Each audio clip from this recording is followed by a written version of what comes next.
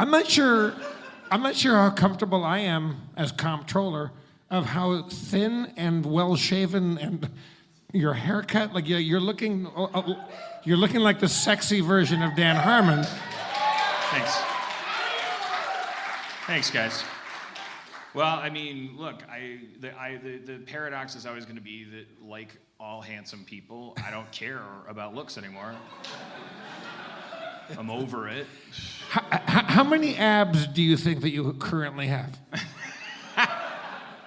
I think I have 2 standard abs that are dripping over my belt.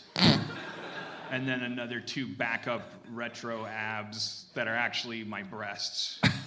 I'm working on reducing them into maybe more of an abdominal muscle. I haven't changed my diet, which I do want to say to my tribe, guys that look like me, probably. Maybe at the risk of offending you. So you, Russell Crowe. I'm sure I lead a sedentary pack of quote-unquote alphas. The quotes are theirs. We're meta-alphas. We're very self-loathing. Those quotes actually count as abs. The air quotes are my fingers rippling. We have carpal tunnel from the air quotes.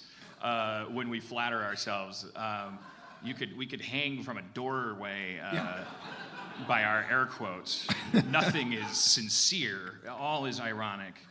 But we're fat, and I would just say to those guys, I'm not mistaking myself for a fitness guru, but I will say, we always think diet and exercise, and diet seems like the easier thing because it's like, oh, well, I don't eat a cheeseburger. That's easier than doing a sit-up. And I will say, I don't want to give bad advice. We're all dealt different genetic cards and stuff, but I so far don't tell Dave Klein I said this, my trainer / fan that I met at the drawing room, and Wait, is he here or is that just somebody knowing? That was a Kleinelganger. Doppelkleiner. Doppelkleiner? We'll funny that up in post. Yeah. This is only the West Coast broadcast, if you're listening. We clean it up by the East Coast. We've removed De Niro. We had to be funnier 3 hours ago. But I was just gonna say, just if you're curious, if you're like me and you're like, well, I definitely don't want to do 2 things. I don't want to exercise and I don't want to diet. So I will say from my experience, it turns out, even though this wouldn't seem this way, the exercise is the easier thing because if you do it, you can still eat like shit. Like I'm still eating like shit. Like I was just in New York and I was just like inhaling. I just blackout drunk. I looked at the photo roll. I'm like, why did the police keep not arresting me? Why are they taking pictures? And who are these people? That guy's pissed, and this guy seemed nice, but it's like, whoa, that's urine. And like me, I found a video of me peeing just somewhere in the darkness. What does this have to do with your diet, Dan? Well, guess what? I didn't stop at the Albertsons and get kale on the way home. I followed Fred Flintstone vapor trails of Bronto Burger cookouts and just wandered into people's living rooms and ate turkey off of their table. And so if you do that in 20 minutes on an elliptical a day, you'll probably die of like bad things, but you'll lose more tummy than if you. What am I doing, Harmon? Stop.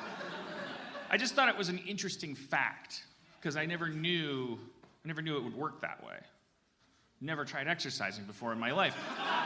I really haven't. That was called gym class. That was where we were culled from the herd. The rope and the pull-ups and even the square dancing. I don't know if that was a bone they were throwing us. Do you think that was maybe was the square dancing thing like give the people that can't throw a ball a break? Let them touch a girl before they become serial killers? Or was it fuck these guys that can't throw a ball and are still gonna sail through the Phi-Ed system? I want to prove they're monsters, make them touch girls, and I'm gonna bust them. Was there actually square dancing in Milwaukee or where? Like, Oh yeah. for real. That wasn't part of everybody. Well, yeah, this is a generational thing too. Who had square dancing by applause in there? Did you go to some school for the sexually confident or something? Or, everyone had a suit. They had all the kids. We did. We called it cotillion. Cotillion, and everybody was. Your high school hallway looked like a ventriloquist act. Yeah. The guys had to look like Louis Jourdan, and the women had to look like Audrey Hepburn. And then there was a woman that had like castanets, and she would teach us like how to do like the rumba and the samba and like the merengue and shit like that. Like, when's this gonna come in handy? Turns out it did. Well, yeah, I mean, yeah, you can indirectly bully people on a podcast.